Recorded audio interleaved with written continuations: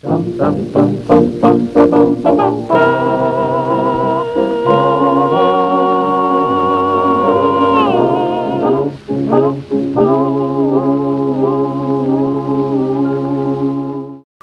tayong marinig si Senadora Miriam Defensor Santiago ng ganito. We have not yet acted on the plea bargain. What? It is so simple. This man is one of the greatest morons in Philippine history. Ngayon na bigla na lang nag-reorganize ang Senado at akong bigla naging chair. Ngayon ay may objection na. Grabe naman. Matitiis mo ba yan? Ay siyang head of department, kung ganon. Ngayon kung hindi siya magnanakaw siya. Pero, hindi yung ganito. Therefore, I declare, for the record, that I find him to be the most handsome of the senators standing in this house today. Si Trillanes, yung pinakagwapo, wasak. Paano na siya? O kaya siya? O kaya eto?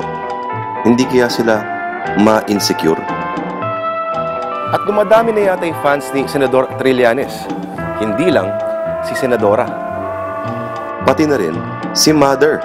We also welcome a new member of the family, Regal family, in Senator Antonio Trillanes.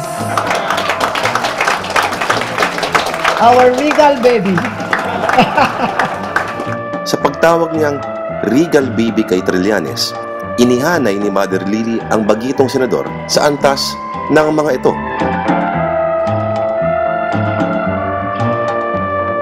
Kung bibigyan siya ng true-to-life story na pelikula, bakit hindi na lang siya ang gumanap sa leading role, di ba? Huwag na sila. Pwede kayong artista, Senator Trillanes? Doon ka na sa totoo para wasak, di ba? Ang totoo nun, nagseselos ako. Ano kaya yung magandang title? Iyo ang Pampanga, akin ang Oakwood, The Antonio Trillanes Story. Bukas, luluhod ang mga henral. Pasan ko ang Magdalo. Ku, mangarap ka at magising. May amnesia boy, o kaya walang matigas na atiglo sa mainit na sundalo. Bakit kaya gano'n na lang ang appeal ni Trillanes sa mga babaeng medyo may edad na? What a handsome man! Dahil sa tikas militar? Dahil sa kanyang imaheng matapang? Alam mo naman ang dating ng mga rebelde, di ba? Romantiko ang appeal. Revolusyonaryo. May prinsipyong pinaglalaban at hindi natatakot makulong. Kahit sino pa ang makabangga. President this country ever had. I'm just trying to protect my reputation here. You don't have any reputation to protect. Kaya naman, hindi katakataka kung mahigit 11 million votes yung kanyang nakuha noong 2007 elections. Ganyan din dati yung kasama ni Trillanes ngayon sa Senado na si Gringo Honasan na pinagtitilian ng mga chicks pagkatapos ng EDSA noong 86. Guwapo, mistiso, may uzi at higit sa lahat, swabe ang bigote. Ngayon nga lang mukhang medyo naparami ang extra rice ni Kuya. Kung sa bagay, sa kasaysayan, lagi namang astig ang appeal ng mga revolusyonaryo. Pero dagdag ni Miriam, dapat daw ay ngumiti siya. Oo nga kuya, masyado kang seryoso.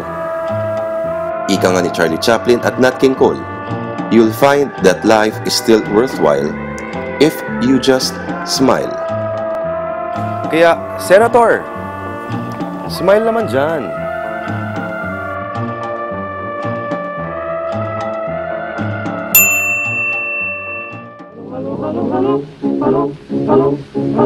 Hello.